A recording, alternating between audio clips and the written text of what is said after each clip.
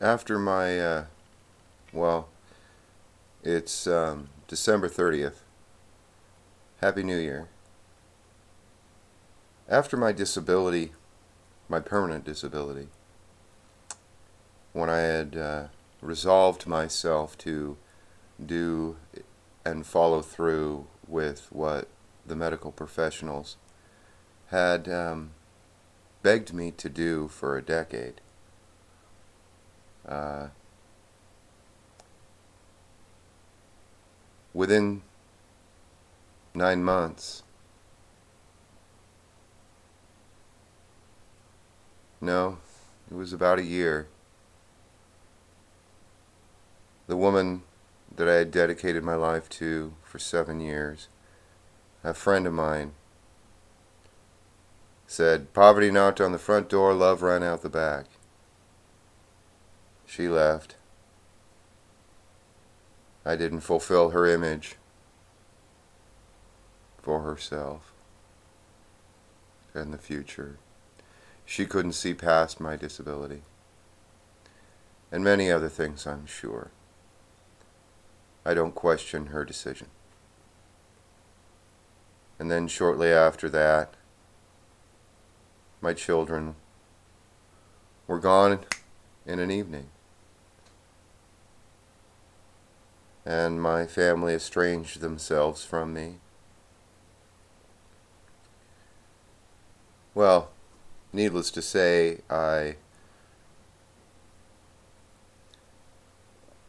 lost all that which I identified myself with rather quickly. And then there was that diagnosis of brain tumors to make my final arrangements. And consequently, spontaneous remission as well, which blew me away, but not really. The spiritual awakening, as it were, that occurred shortly after I was told to make my final arrangements before the surgery. Now that really informed me of something. I like what Heinrich Zimmer said. I read this in Joseph Campbell's works. The first best things cannot be said, the second best things are always misunderstood, and the third best things we'll talk about. But having lost all that which I identified with, you might say I lost my identity.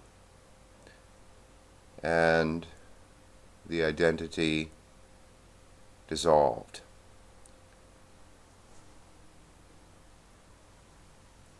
And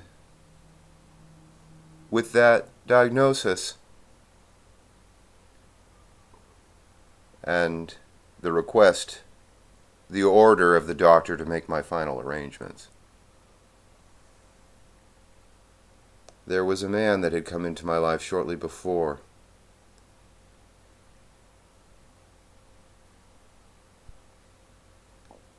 The same man that said, "Poverty knocked on the front door, so love ran out the back."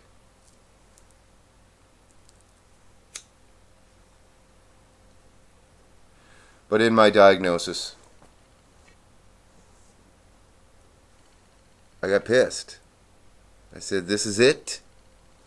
There was only one other time that I got even close to that upset.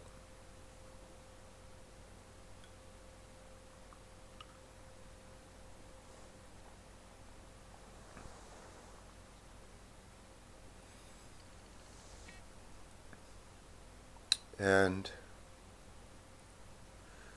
I know this is going slow, but it's a lot to integrate. It's a lot to relive for me.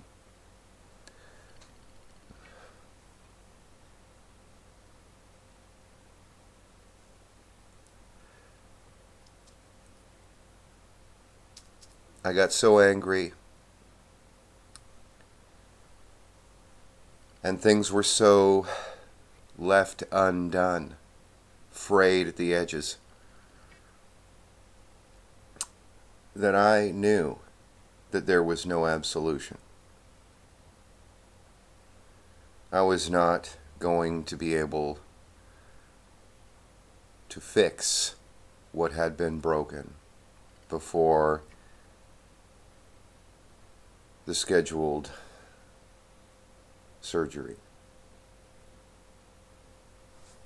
to which I was told 99% of the people that go through it die.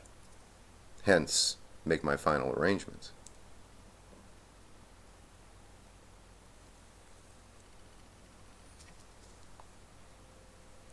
So, something came over me, and I knew if I was going to go through whatever I was going to go through, I was going to go through it on my own terms.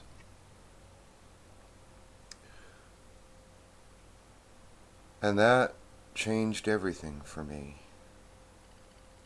No longer was I basing my identity on the titles that I wore, the badges I had won, the uniforms I put on and took off.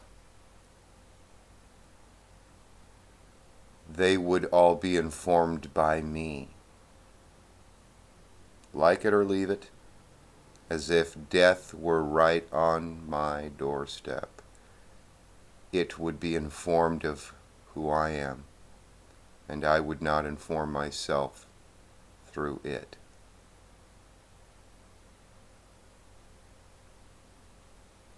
I had nothing other to do. It reminds me of that poem, If, that my dad wanted me to memorize. I still haven't. Though I know lines here and there, I choose not to memorize it because it's too didactic, too literal, too instructional. But as the line says, to risk it all on one pitch and toss, one game of pitch and toss.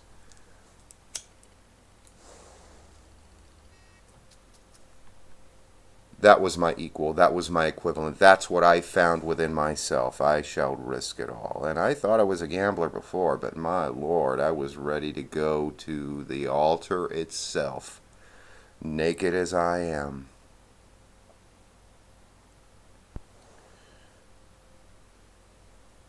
With no secrets before me and my Creator.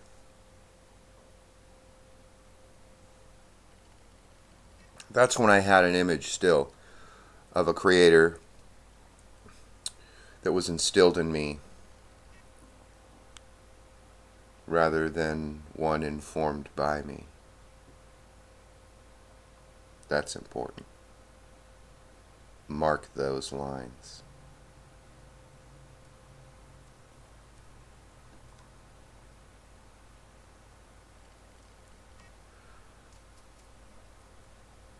So,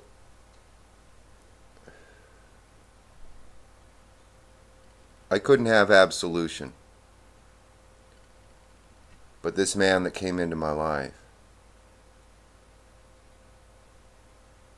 saved me in every way a person can be saved. And that man's name was Shelley David Powers. And he fulfilled a role in my life that seldom is met so clearly and so concisely with all the chaos that's going on around us. Though it's common enough to have the greatest stories told, to try to recount such an event, capital E event.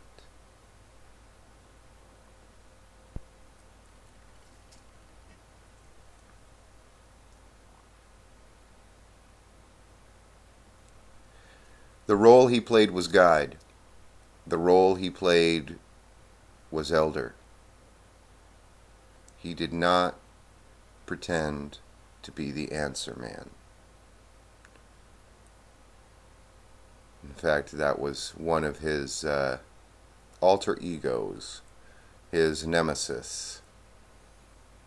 For he had much to share with me, and I was an open book, and for some reason the two of us linked up in such a way as to bring a clarity to him and a stability to me that enabled us both a rapport with each other that fed and nurtured us at depths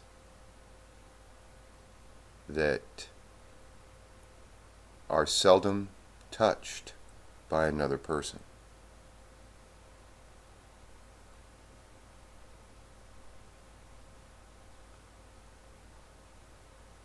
Those were beautiful lines.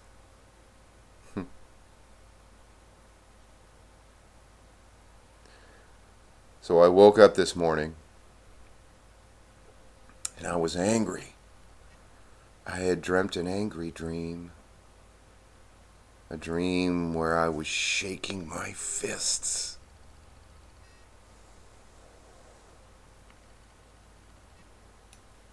I reminded myself not to take it too seriously, but let it happen. Let's see where this shall take me. Where shall I go?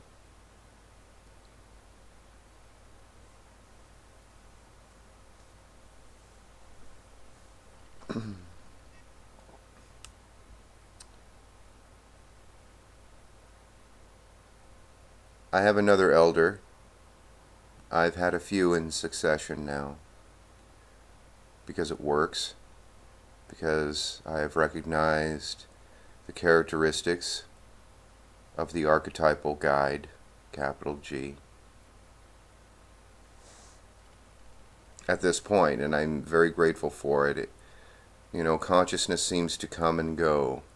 The clarity of mind seems to present itself and then recede, present itself, then recede.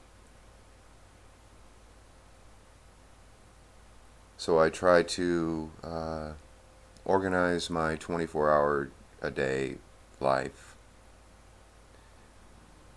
in such a way as to have a clarity of mind to be present and accounted for the characteristics that I may recognize the role, the persona that is presented to me.